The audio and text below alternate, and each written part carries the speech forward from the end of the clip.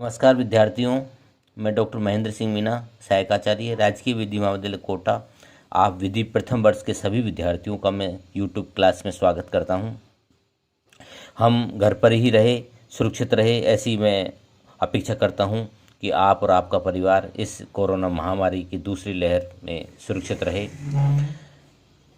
हम आज अध्याय 4 लीगल हिस्ट्री का अध्ययन करेंगे। इस अध्याय में सन 1726 के राजलेख के बारे में प्रावधान किया गया है। 1726 का जो चार्टर है वो सेंट जॉर्ज अर्थात मद्रास, बम्बई और फोर्ट विलियम कलकत्ता प्रत्येक प्रेसिडेंसी शहर के लिए एक कॉरपोरेशन और मेयर कोर्ट की स्थापना को लेकर ये चार्टर लाया गया था। मेयर कोर्ट को दीवानी अधिकारिता अर्थात सिविल जुरिडिक्शन दिया गया। इस चार्टर के अंतर्गत मेयर कोर्ट की स्थापना से बम्बई में कार्यरत कोर्ट ऑफ जुडिकेचर और मद्रास का पुराना जो मेयर कोर्ट था उसको समाप्त कर दिया गया। 1726 के राजलेख के अध्ययन करने से पहले हम आपको ये बताना चाहते हैं कि 1726 के राजलेख की आवश्यकता क्यों पड़ी। इस चार्टर के पारित करने के क्या कारण थे। इस चार्टर के पारित करने के कुछ निम्नलिखित कारण मैं आपको बताने जा रहा हूँ। नंबर 1 है दक्षिण भारत के अतिरिक्त कंपनी का जो प्रभाव था बंगाल, बिहार और उड़ीसा के प्रांतों में भी फैल गया था।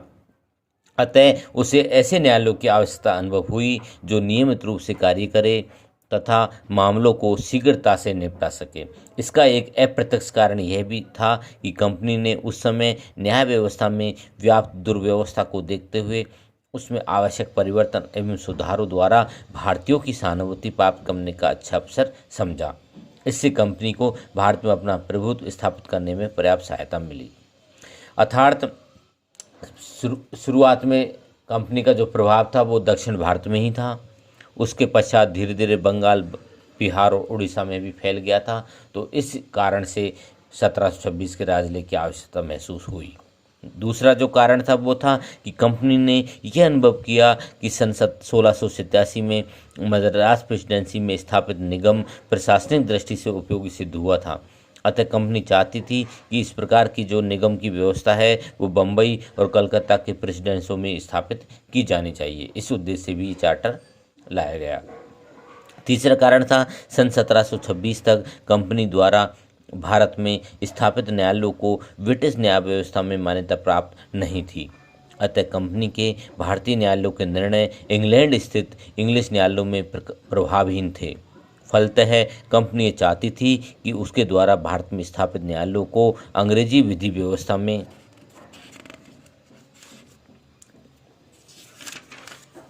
मान्यता प्रदान की जावे। परंतु भारत में कंपनी का स्तर एक व्यापारिक संस्था मात्र के रूप में होने के कारण वह स्वयं इस अधिकार शक्ति से वंचित थी। इसी कारण उसने ब्रिटिश सम्राट से नए राजलेख के द्वारा उसके कंपनी के न्यायालयों को इंग्लैंड में मान्यता प्रदान करने की याचना की थी। इसके अतिरिक्त अब तक कंपनी ने अनेक भारतीय क्षेत्रों में जमींदारी, पट्टेदारी द्वारा प्रशासक के रूप में कार्य करना प्रारंभ कर दिया था, परंतु फिर भी उसे सत्ता के रूप में मान्यता प्राप्त नहीं हुई थी। अतः कंपनी को अपने उद्देश्यों की पूर्ति के लिए ब्रिटिश सम्राट के शक्ति प्रयोग की आवश्यकता थी, जो उसे 1726 के राजलेख के द्वारा प्राप्त हुई। चौथा कारण था अपने व्यवहार विस्तार के साथ साथ कंपनी ने अनेक स्थानों पर अंग्रेजी बस्तियां स्थापित कर ली थी। इस समय तक अनेक अंग्रेज इंग्लैंड से भारत आकर स्थायी रूप से बस गए थे। भारत में स्थायी रूप से बसे हुए अंग्रेजों की मृत्यु के पश्चात उनकी चल तथा अचल संपत्ति के वितरण संबंधी मामलों को निपटाने के लिए कंपनी के समक्ष अनेक कठिनाइयां उपस्थित होती थी, क्योंकि इन मृत अंग्रेजों के इंग्लैंड स्थित उत्तराधिकारियों द्वारा कंपनी के विरुद्ध इंग्लैंड के न्यायालयों में झूठे मुकदमे दायर किए जाते थे। इस समस्या के निवारण के लिए कंपनी चाहती थी कि भारत के प्रत्येक प्रेसिडेंसी शहर में एक ऐसा न्यायालय की व्यवस्था की जाए जो मृत अंग्रेजों के संपत्ति संबंधी मामलों को निपटाने की अधिकारिता रखे तथा जिन्हें प्रोबेट अर्थात वसीयत को तस्दीक करने और प्रशासन पत्र जारी करने की अधिकार शक्ति प्राप्त हो। कंपनी की यह आर्थिक अभिलाषा थी कि इस प्रकार के न्यायालय ब्रिटिश सम्राट की संप्रभु शक्ति अर्थात सॉवरेनिटी पावर के अधीन स्थापित किए जाए, ताकि उनके निर्णय भारत और इंग्लैंड दोनों ही देशों के न्यायालयों में समान रूप से प्राप्त हो।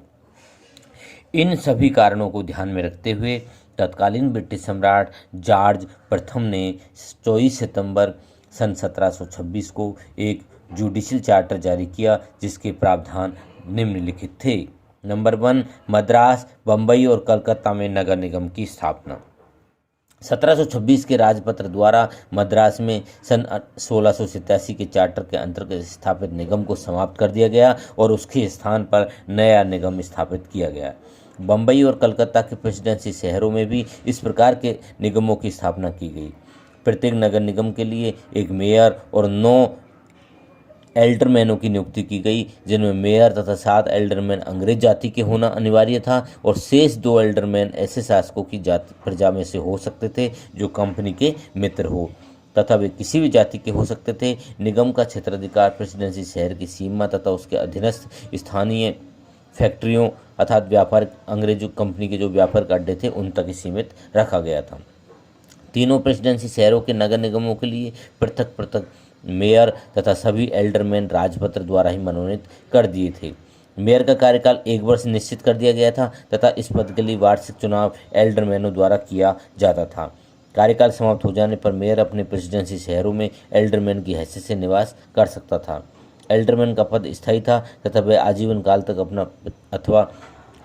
तक अथवा प्रेसिडेंसी शहर में निवास करने तक अपने पद पर बना रह सकता था। प्रत्येक मेयर तथा एल्डरमैन के लिए अपने पद पर निष्ठापूर्वक कार्य करने की शपथ ग्रहण करना आवश्यक था। सन 1726 के राजपत्र के अंतर्गत गवर्नर इन काउंसिल को यह अधिकार दिया गया था कि वह उचित प्रमाण के आधार पर किसी भी मेयर या एल्डरमैन को पद का दुरुपयोग करने के दोष में पदच्युत कर सकता था, परंतु ऐसा करने के पूर्व उसे कारणों को उल्लेख करना आवश्यक था। पदच्युत मेयर या एल्डरमैन अपनी पदच्युति के संबंध में इंग्लैंड स्थित सम्राट अथवा किंग्स इन काउंसिल में याचिका दायर कर सकता था। दूसरा जो प्रावधान किया गया था 1726 के राजपत्र में वो था प्रत्येक प्रेसिडेंसी शहर में मेयर कोर्ट की स्थापना।